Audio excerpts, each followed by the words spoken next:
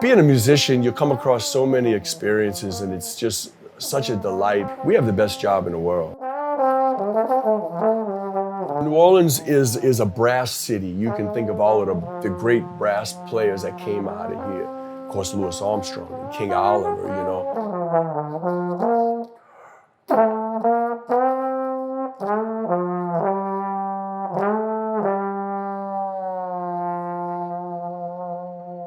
We are the music capital of the world.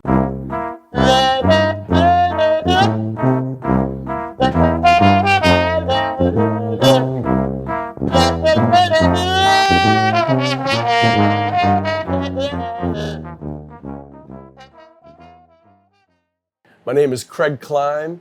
I play the trombone, I play some sousaphone, and I also play a little bit of bass drum in some of the brass bands here. My family is many generations here in New Orleans. I'm not even sure how many, but when I was born in 1960, my parents lived in the city here in New Orleans, and in about 1966 or 1967, they bought a house out in the suburbs in Metairie. So they moved us out there.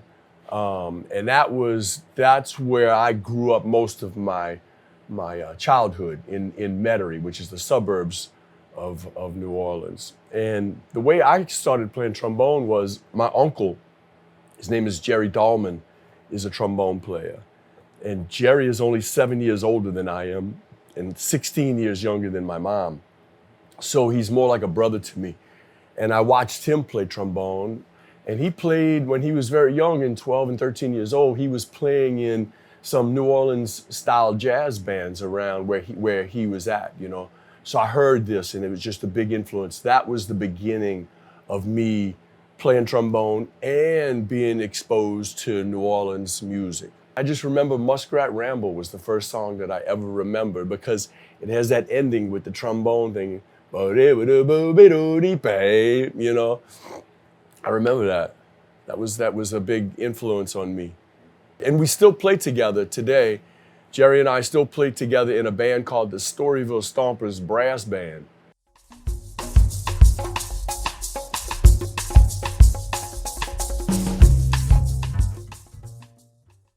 When I was young, maybe teenagers, about 16 or so years old, we used to go down to the French Quarter and hang out. We had fake IDs that we could buy drinks with because the drinking age was 18, it's 21 now. So at 15 or 16 years old, we were going down to the French Quarter.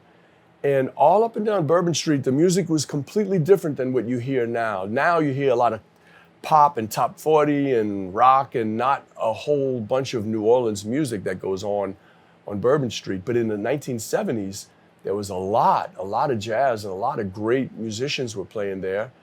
And I just happened to hear the music coming out of Preservation Hall because they used to open up those first shutters behind the band. You could look in, and I remember hearing this music and it just called me. And so whenever we would go to the French Quarter, I would go get my Hurricane from Pat O'Brien's, and I'd go to Preservation Hall and leave my friends. And I started seeing, I didn't understand who they were and the importance of who they were at that time. But later in the early 1980s, when I became more of a professional musician, I started understanding, and I saw these musicians in Preservation Hall. Louis Nelson, Kid Chic, the Humphrey Brothers, there were so many, Father Al, all of these musicians, Waldron Frog Joseph, they were all influences on me. I have to say the most is probably a guy named Waldron Frog Joseph. Frog was a trombone player. He's Kirk Joseph's dad. Kirk is the tuba player with the Dirty Dozen. So I just loved that, the way he played, and I really gravitated towards that. And then I met other musicians just a few years older than me. Lucien Barberin was another one that I met, and Freddie Lonzo. They were the younger generations, just a little bit older than me, that I just latched onto. And Lucien and I became very, very close friends. And he has been a dear friend and a really dear influence for what I do now.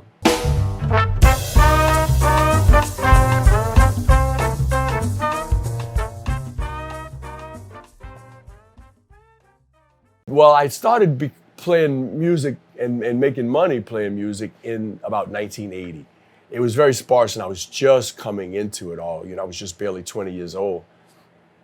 Met Lucian, we became friends, and through the 80s, I just kept practicing. I wanted to play music, And in 1990, Harry Connick Jr. put together a big band. He wanted to tour in support of a record he had put out. And he wanted some New Orleans musicians, so he had Leroy Jones and he had Lucien Barberin, and he already had Shannon Powell. Well, Lucien recommended me to Harry, and I remember I saw Lucien at French Quarter Festival playing with Danny Barker. I was just listening. He came over on his break. He said, go home, they're gonna call you, man. So I hurry up, I went home, man. I was warming up and getting ready for him. And sure enough, they called, and they said, you can either audition over the phone here, or you can send us a tape. This is when cassette tapes, I thought to myself, it's either now or never. So I said, okay, I'll play something for you here. And I played a little song for them. And when I picked the phone up, they said, okay, you got the job, And it just snowballed from there. My career just blossomed, and it just kept going, and things were just moving along and at such a beautiful pace, and they still are today, So that's how Lucien has been. And he's still, even, man, I used to just, when Lucien sometimes would go on the road, I would sub for him here and there. And even after he has died, I feel he died in 2020, January 2020, of prostate cancer. And I still feel like Lucien is looking over my shoulder, giving me his gigs, because now I play Friday nights at the Palm Court. That was Lucien's night, I'm playing at Preservation Hall. I feel like I'm filling in for Lucien. So Lucien Barberin has been a tremendous inspiration to me.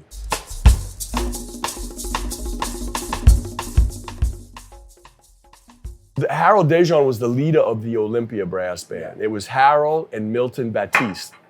The Olympia brass band was so influential on me and the Storyville Stompers. When we started, the Olympia was what we modeled ourselves after. Now we were 6 or 7 white guys who loved this music. So we just chased after this amazing band called the Olympia Brass Band. We worshiped them.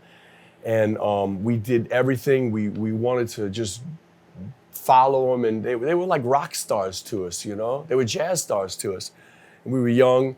And the Storyville Stompers, when we started in 1980, I think it was 1984, we made our first record. And Milton Baptiste, the trumpet player, the co-leader of Olympia Brass Band, produced that record for us, which was a big honor. It still is. It's when I look back on that and think that Milton Baptiste produced our first record when we were damn near amateurs, We didn't even know what we were doing. He heard something there and he liked us, and that was a beautiful thing to have him do that.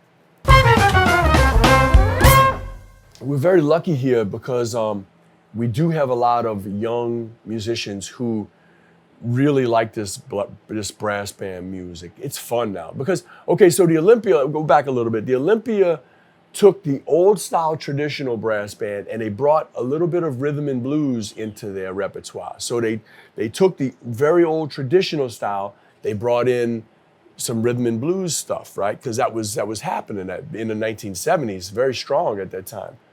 So, and then other bands came after them, like, okay, so there was a very important band that Danny Barker started called the Fairview Baptist Church Band. Danny Barker was a great guitar player, played with Cab Calloway.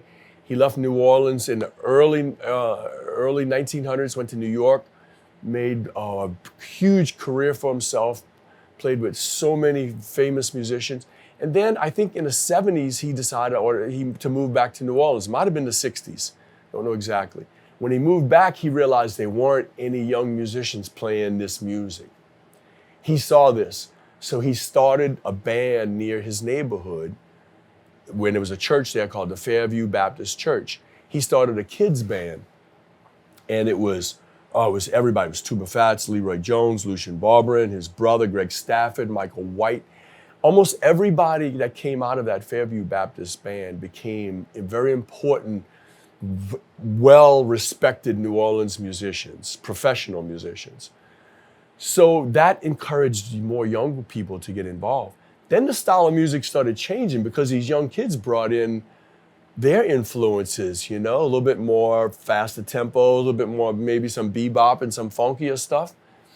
And then, of course, we know the Dirty Dozen started over 40 years ago, maybe 45 years ago. They changed the whole world of brass band. The tempos were faster. They were writing, they were playing bebop, they were playing funk in the street. And a whole new development started going on. And young people started getting interested, going, wow, this is cool, I don't want to say old people's music, because the old people's music is very important to what's going on now. You have to know where it comes from to know where it goes. So the Dirty Dozen came, the Rebirth came. Next thing you know, all of these brass bands are just coming out and writing new music.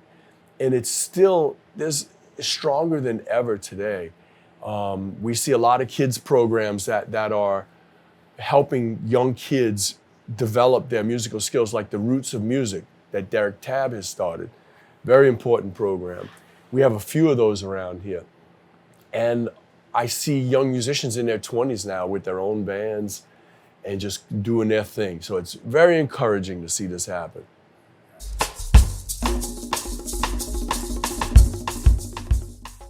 It's not really written down exactly how it began. It's folklore, We just know from the stories and the records that we heard from beginning. But one of the reasons that I think New Orleans is so important in music, and especially for rhythm and drummers, is because we have a place called Congo Square here in New Orleans. It's just outside the French Quarter.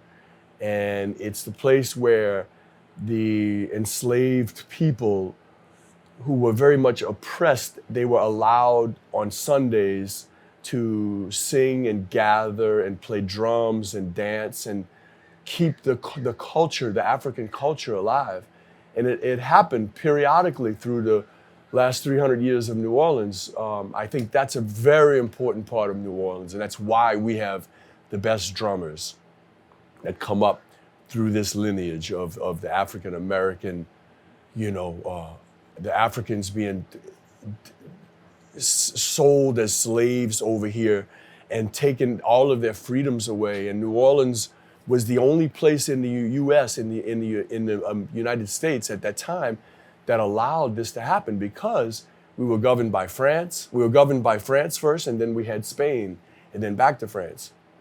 They allowed this to happen. When the Americans came and bought Louisiana, they stopped it all. So I think that's a big part of it. Also because our influence to the Caribbean. Cuba was also another place where they allowed the enslaved people to play drums and to sing and dance. That's why Cuban music is so strong and so powerful, and equally as strong as New Orleans music, maybe even more, because they've been doing that for 500 years and 300 years here. The brass instruments are European instruments, but the influences that come through what we do as jazz music comes down through so many years of brass band. The beginning brass bands were military brass bands. So that's where the instrumentation comes from. And then I think, who knows, but in New Orleans we had ragtime. And a lot of that music, the brass, marching brass band, it just sort of switched over into New Orleans. I think a lot of these African-American musicians heard this and eventually switched over, or morphed over into jazz music as we know now. And it just keeps growing and keeps growing and keeps morphing. So that's just my very quick opinion of what I think.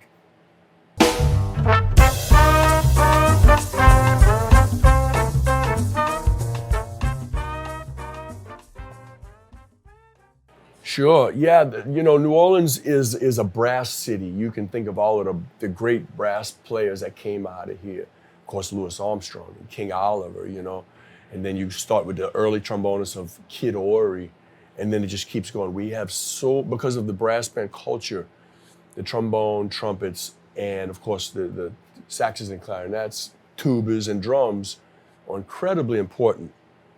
But the trombone's role first of all, I'll start with the trumpet's role is always the melody. The trumpet plays the melody, The clarinet will play what we call obligato. They'll just run up and down the different chords, filling in. And the trombone's role is what we call a sort of a tailgate. They just for just the, to use a general term, the tailgate style, because the trombone would outline what the bass part is doing, and also to fill in a little bit of the spaces between the melody and the clarinet. So it sounds like there's three really well-constructed instruments just locking in together. And the tailgate style, somebody may have already told you this, but way back in the day before television and even radio, they would advertise around cities like New Orleans with horse-drawn wagons, and put signs on the side of the wagon advertising whatever they were doing. And they would hire a band to play on the wagon to bring attention, right? Well, because the trombone, if you're in a wagon, we need a lot of space for the slide, right? So they put the tailgate down, and the trombone player would sit on the tailgate so it wouldn't interfere with anybody else. So this is why it's called tailgate. And the tailgate is just because the trombone, when we're playing in between it all, is a bunch of slides and growls and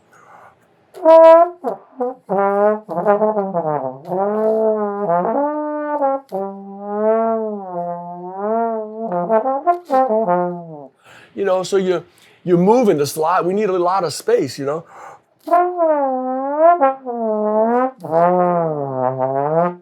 Now, over the course of the many years, Kid Ory was probably the first well-known tailgate style trombone player.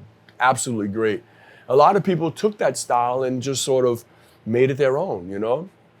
So that's the trombone's role. Now, of course, the trombone has proven itself to be a lead instrument. We can play lead on the trombone. We can like with this other band that we started, Bonorama, play using multiple trombones. The trombone sounds blends so well together. I love the trombone, man. It's like, and it's a different instrument, because most instruments have valves or buttons, or you press something. Well, the trombone, we don't have anything, you know, it's just a slide that slides on here. So you can almost think of it like sort of like a fretless guitar, if you want to think like this, because you have to put the slide in the trombone has 1, 2, 3, 4, 5, 6, and there's 7 positions on the trombone. Now, in each position, there's a harmonic series that goes up and down, right? It's like, here's first position.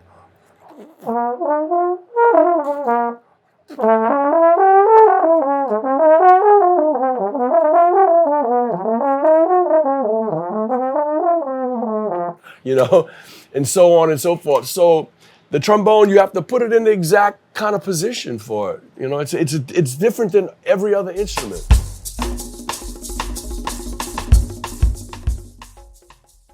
Okay, there's another very old brass band called the Eureka Brass Band. They were way back. They were in the early, I don't know when they started, maybe 1920s, 30s, 40s. They went all the way up through the 50s and 60s. And they made some really important records.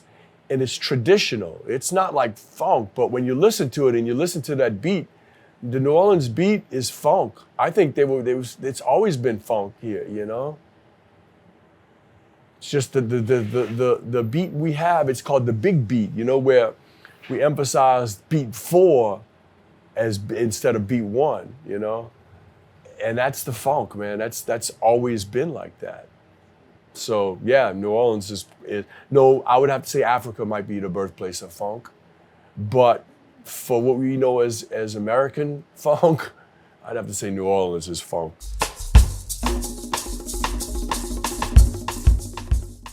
Well, it was in 1996, some friends here in New Orleans, Matt Perrine and Tom McDermott, who's actually a piano player, they came to me and said, hey, we have some arrangements and we just want to get together and we'll call some friends and let's just like a rehearsal brass band, because it was a bunch of guys that weren't from here. Matt Perrine, Kevin Clark, Bonnie Floyd, Evan Christopher was in the first band. And they wanted to play brass band music, and they knew that I played brass band music, so they called me, and we would just get together and rehearse, and just for the fun of it, because some of the guys were writers and they wanted to hear their arrangements played. And that's how the Nightcrawlers actually started, without a name, just as a rehearsal brass band. Then it started sounding really good, and in 1986, in 1996, I should say, we decided, let's make a record. So we still didn't have a name for the band. And we go into, some of us used to play at a place called the Toulouse Theater. It was a very nice theater, music room in the French Quarter. Well, they allowed us to go in there in the morning one day and bring in some studio gear, set up there because the room sounded so great, and make a record. And one of the managers from the club, when we showed up at 10 o'clock in the morning, he said, "What are y'all doing here this early? Y'all are Nightcrawlers." And we said, "Bing, that's gonna be the name of our band." So that's how we started, as that. And we put out a couple of records first. Rounder Records first heard some of the recording, they liked it. They released 2 of our records. Then we went back and released 2 of our own. And then, oh, excuse me, we recorded a record in 2019 with the idea of releasing it for the French Quarter Fest in New Orleans Jazz and Heritage Festival. Because bands here in New Orleans, when you release a record around that time, you can at least make some of your money back and sell it, and people will come and be interested in it, right? So in 2020, when the pandemic hit, we said, let's put the record out anyway, just let people hear it. Sure enough, we put it out. It gets put into the list of records to be nominated in a category called Regional Roots, Best Album Regional Roots. And it won for the year 2020. And it was just so thrilling and exciting because this is a band, we have 9 of us in the Nightcrawlers, and everybody in the band is a first call player. So it's hard to make this band get together and work. And sometimes over the course of 26, 27 years, we would only play 2 shows a year, French Quarter Festival and Jazz Fest. So for years we did this sometimes, you know. Then the Grammy hits. Next thing you know, it lights a fire underneath the band, and we have played more shows in the last 2 years than we have in the last 20 years, which is crazy. So now we feel like we have become like a band again, you know, because we're writing, recording new music.